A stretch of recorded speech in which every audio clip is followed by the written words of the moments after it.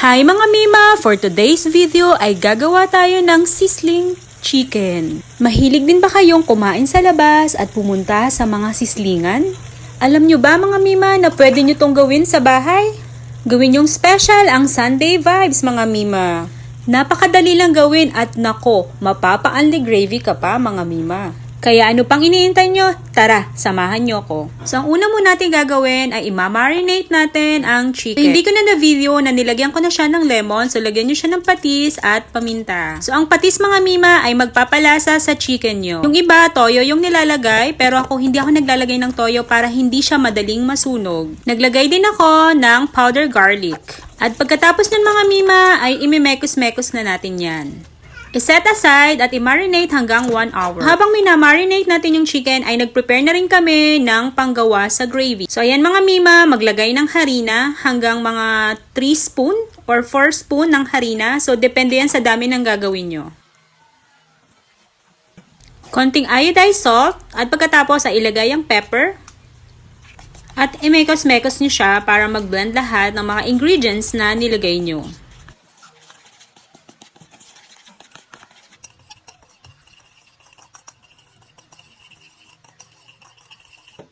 Na-marinate na natin ang chicken for 1 hour ay i-coat na natin siya sa harina para for frying naman.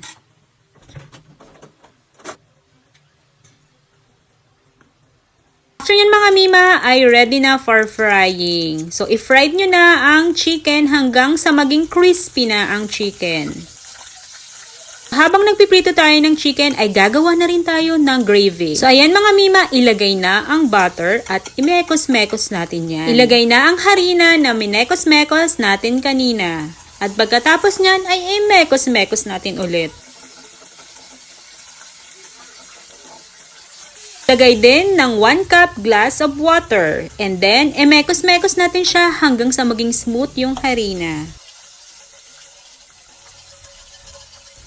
So, ayan na mga Mima, smooth na yung harina, ayan. Ang next naman natin gagawin ay syempre, titimplahan na natin ang gagawin natin gravy. So, maglagay ng konting toyo, and then, imekos-mekos nyo ulit. So, yung lasa mga Mima ay depende yan kung mahilig kayo sa maalat or yung sakto lang.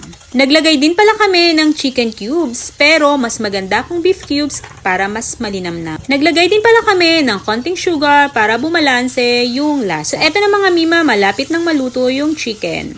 Lagay din kayo ng paminta.